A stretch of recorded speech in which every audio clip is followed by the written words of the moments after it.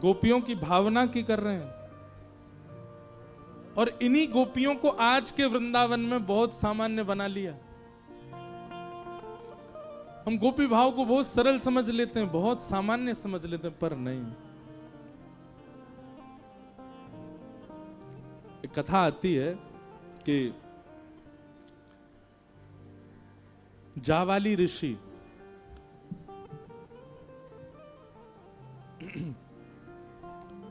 उन्होंने सब प्रकार के तप किए, सब प्रकार के यज्ञ किए, सब प्रकार की साधनाएं की। तब उनके मन में भाव आया कि मैं ब्रह्म विद्या की साधना करूं। बहुत ध्यान से सुनिएगा सब लोग। ब्रह्म विद्या क्या है? ब्रह्म विद्या ब्रह्म ध्यान को ही कहते हैं। भगवान नारायण शेषनाग पर पौड़े रहते हैं, नेत्र बंद कर। किसका ध्यान करते हैं? ब्रह्म विद्या। ब्रह्मा जी चतुर्मुख से नेत्र बंद करके ध्यान में बैठे रहते हैं। किसके? ब्रह्म विद्या। देवादिदेव महादेव हिमालय पर बैठ करके घनघोर विपरीत अवस्था में बैठ करके तप करते हैं। किसका स्मरण करते हैं? ब्रह्म विद्या। मतलब देवादिदेव महादेव ब्रह्म भी जिसका ध्यान करें वो है ब्रह्म विद्या। अब ब्रह्म विद्या क्या है? खीर में नमक डालने के समान होगा, उसकी ज्यादा व्याख्या। बस बात सुन लो।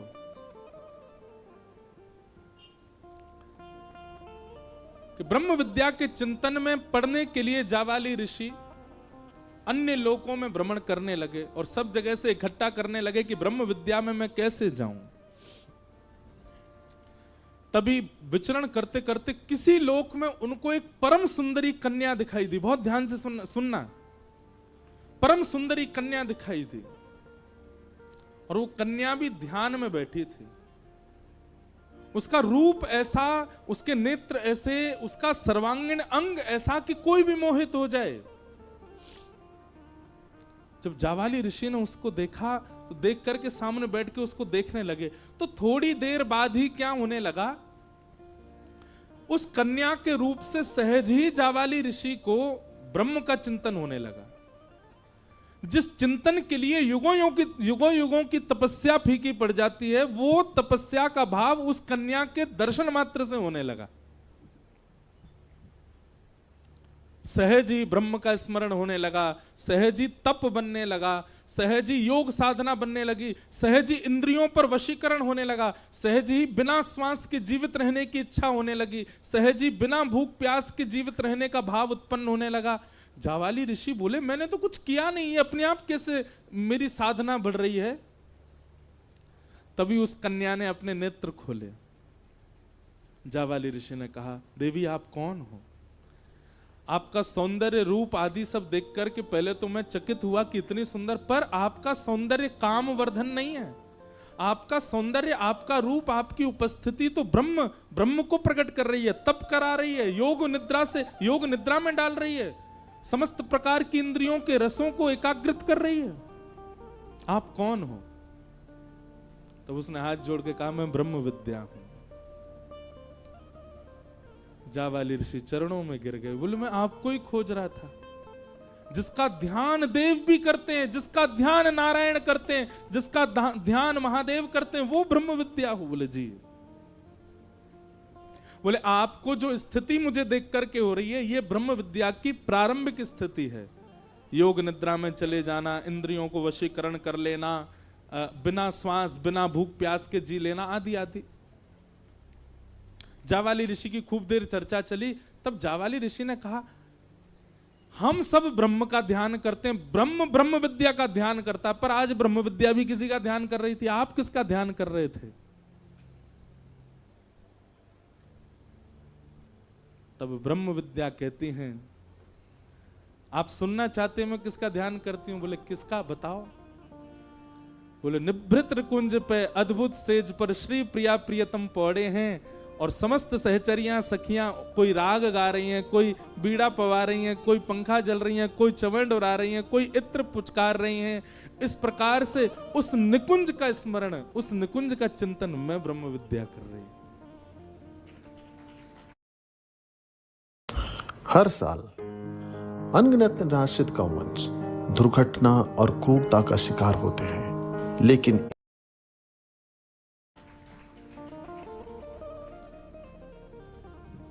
पल्ले पड़ी बात।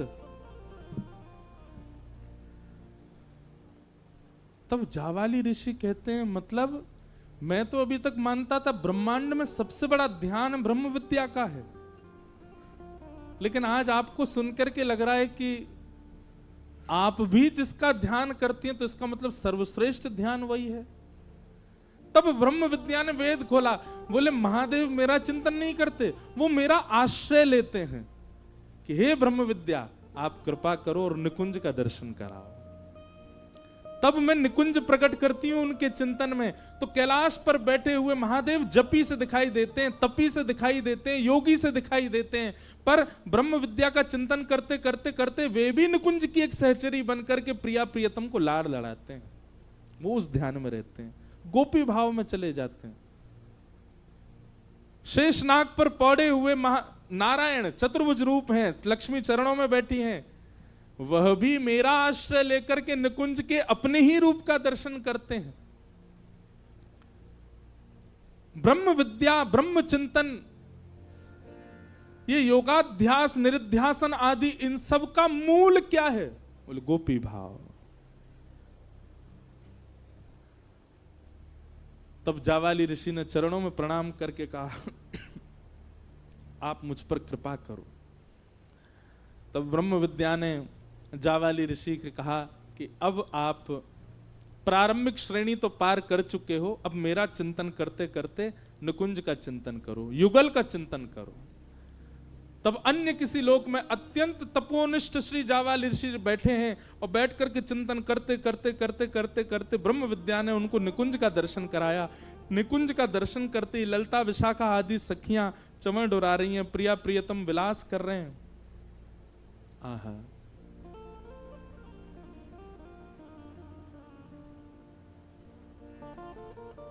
बिहरत लाल बिहारी ने दो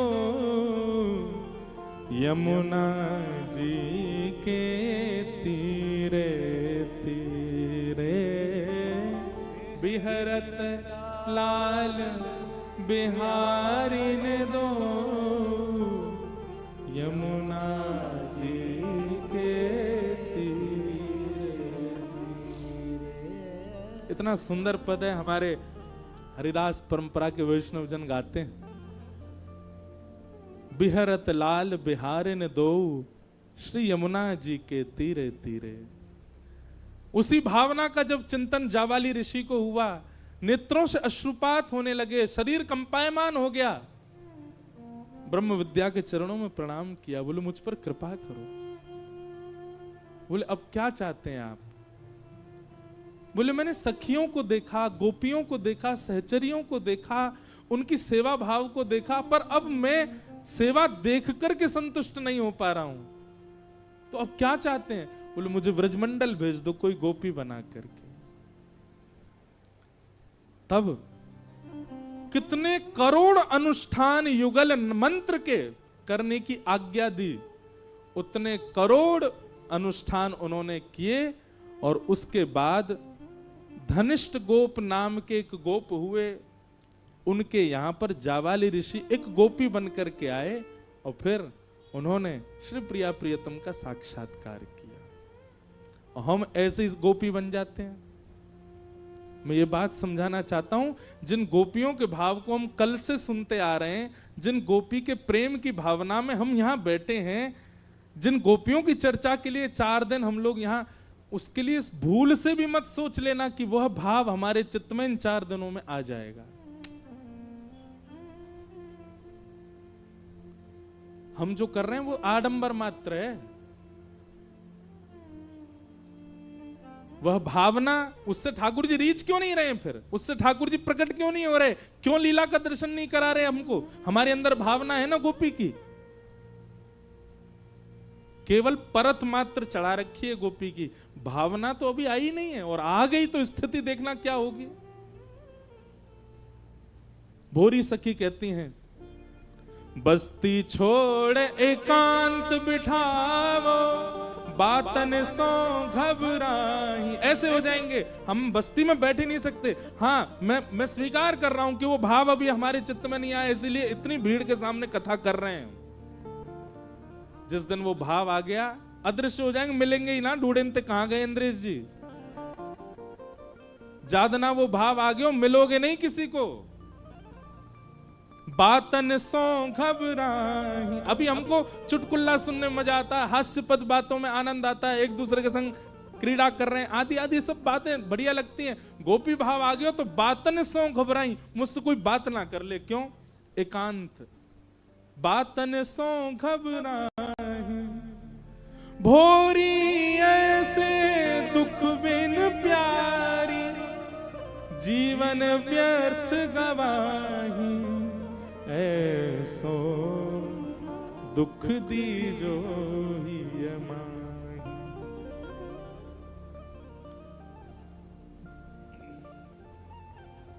अर्जुन श्री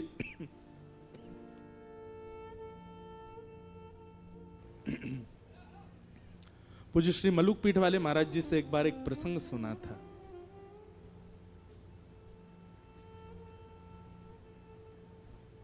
कि